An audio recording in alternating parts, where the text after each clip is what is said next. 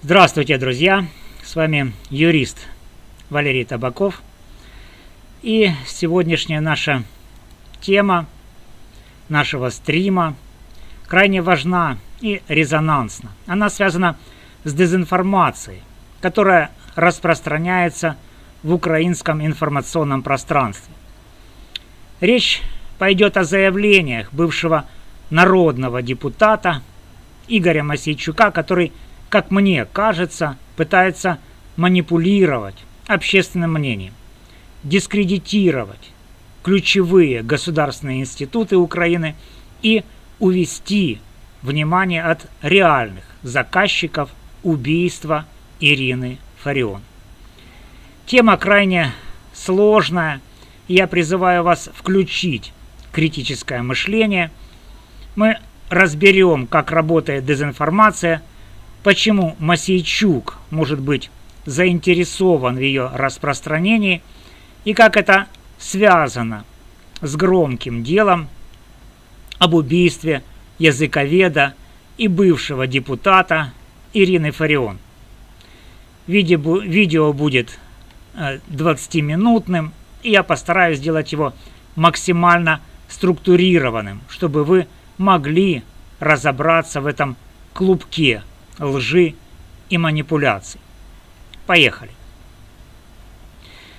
Игорь Мосейчук, известный своей скандальной репутацией, недавно распространил информацию, которая на первый взгляд выглядит как сенсация. Он утверждает, что получил доступ к неким пленкам НАБУ, якобы записанным в квартире некоего Миндича, которого Мосейчук называет кошельком Зеленского. На этих записях, по словам Мосейчука, есть два ключевых момента. Зинченко якобы сознался в убийстве Фарион, о чем Мосейчук заявляет, что подозреваемый Вячеслав Зинченко сразу после задержания якобы признался в совершении преступления. И вторая дезинформация, связанная с первой, это фраза, якобы сказанная Ермаком. Мосейчук утверждает, что на этих пленках НАБУ, якобы попавших к Мосейчуку из квартиры Миндича, есть запись, где глава офиса президента Андрей Ермак якобы говорит: «Сделайте что-нибудь с этой сукой», имея в виду Фарион. Эти два утверждения подаются Мосейчуком в одной связке, чтобы создать впечатление, что Ермак мог быть заказчиком убийства Фарион, а СБУ, НАБУ и прокуратура якобы допускают утечки следственных материалов, что дискредитирует их работу. Почему это похоже на фейк? На первый взгляд заявления Мосейчука выглядят как громкая сенсация. Но давайте разберем их с точки зрения логики и фактов.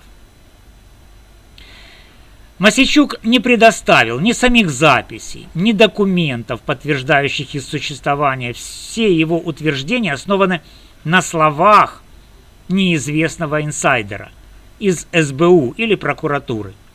Это классический прием дезинформации. Ссылка на анонимный источник, который невозможно проверить. Игорь Мосейчук – фигура с неоднозначной репутацией. В прошлом он был замешан в скандалах, включая физические нападения на оппонентов и обвинения в коррупции. В 2024 году его TikTok-канал был признан Центром противодействия дезинформации и СБУ источником вредоносной информации. Это уже говорит о том, что его заявление требует крайне осторожного подхода. Мосейчук сознательно связывает два разных утверждения. Первое – о якобы признании Зинченко, и второе – о якобы фразе Ермака, чтобы создать тем самым связкой этих фраз эффект правдоподобности. Это классический метод манипуляции. Смешать правду, полуправду и ложь, чтобы запутать аудиторию. Теперь к делу. Ирина Фарион, как вы знаете, известный языковед, бывший депутат Верховной Рады, была убита 19 июля 2024 года во Львове. Убийство вызвало огромный резонанс, расследование ведут СБУ, МВД и прокуратура. На основе официальных данных нам известно, что подозреваемый это 18-летний житель Днепра Вячеслав Зинченко, который был задержан 25 июля 2024 года. Ему предъявлено обвинение в умышленном убийстве по части 2 статьи 115 Уголовного кодекса Украины. Суд избрал меру пресечения в виде содержания под стражей без права залога. Правоохранители установили, что Зинченко прибыл во Львов за 10 дней до убийства, сменил 3 места жительства, тщательно готовился к преступлению. На его телефоне были найдены мемы о Фарион, фото оружия и досье на публичных деятелей. Однако оружие убийства до сих пор не найдено, а сам Зинченко отрицает свою вину. Следствие рассматривает версию о причастности Зинченко к неонацистским движениям, но официально мотивы убийства пока не установлены. Версия о руке Москвы, о которой говорили в начале следователи, была признана бесперспективной. Мосейчук же утверждает, что Зинченко якобы сознался в убийстве сразу после задержания. Однако официальные источники, включая заявление СБУ, прокуратуры, сообщают, что Зинченко отрицает свою вину. Более того, если бы такое признание и было, оно стало бы ключевым доказательством в деле и было бы озвучено на брифингах правоохранителей. Вместо этого мы видим, что следствие продолжает собирать доказательства, включая анализ 170 камер видеонаблюдения и 9000 фотографий. Это говорит о том, что утверждение Мосейчука о якобы признании Зинченко в убийстве – это, скорее всего, вымысел, направленный на усиление сенсационной истории. Также Мосейчук ссылается на некие пленки НАБУ, якобы записанные в квартире некоего Миндича, которого он называет кошельком Зеленского. Давайте разбираться, кто такой Миндич. Информация о нем крайне скудная. В открытых источниках нет подтверждений, что он является кошельком Зеленского или ключевой фигурой в окружении президента. Это уже вызывает вопросы к достоверности утверждения Мосейчука. Что касается пленок НАБУ, Национальное антикоррупционное бюро Украины действительно проводит прослушивание в рамках антикоррупционных расследований. Но такие материалы строжайше засекречены. Утечка подобных записей, особенно с участием главы Офиса президента, была бы громким скандалом, о котором сообщили бы ведущие СМИ. Однако ни один авторитетный источник не подтверждает существование таких пленок. Фраза Ермака, якобы находящаяся на этих пленках, которую слышал якобы Мосейчук, звучит так: «Сделайте что-нибудь с этой сукой». И Мосейчук приписывает эту фразу Ермаку, и это выглядит как классический элемент дезинформации, эмоционально заряженная, но не подкрепленная никакими доказательствами фраза. Если бы такая запись с такой фразой существовала, она стала бы предметом расследования НАБУ, СБУ и прокуратура. Однако ни одна из этих структур не упоминала о подобных материалах. Более того, в соцсетях есть посты, которые упоминают прослушку в квартире Миндича, но они не содержат конкретных доказательств и носят спекулятивный характер. Например, один из пользователей утверждает, что СБУ изъяла у НАБУ некую флешку с показаниями против Зе-мафии, но это также не подтверждено официально. Мосейчук явно пытается представить Ермака как заказчика убийства Фарион, однако это утверждение не выдерживает критики. Ирина Фарион была известна своими радикальными взглядами и призывами к защите украинского языка, что вызывало споры, но это не делало ее прямой угрозой для власти. Напротив, ее деятельность могла быть удобной для офиса президента, чтобы отвлекать внимание от других проблем, включая коррупцию. Если бы Ермак или Зеленский хотели устранить Фарион, это вызвало бы огромный общественный резонанс и подорвало бы их репутацию. Убийство такой публичной фигуры, как Фарион, было бы крайне рискованным шагом, который не принес бы никакой политической выгоды. Почему Мосейчук распространяет дезинформацию? Игорь – фигура с долгой историей скандалов. Он был депутатом от радикальной партии Ляшка, заместителем командира батальона Азов, но был исключен после антисемитских высказываний. В 2017 году на него было совершено покушение, что добавило ему медийной известности. Однако его поведение, включая нападения на оппонентов в прямых эфирах и обвинения в коррупции, делает его ненадежным источником информации. В 2024 году Центр противодействия дезинформации и СБУ официально признали его TikTok-канал источником дезинформации.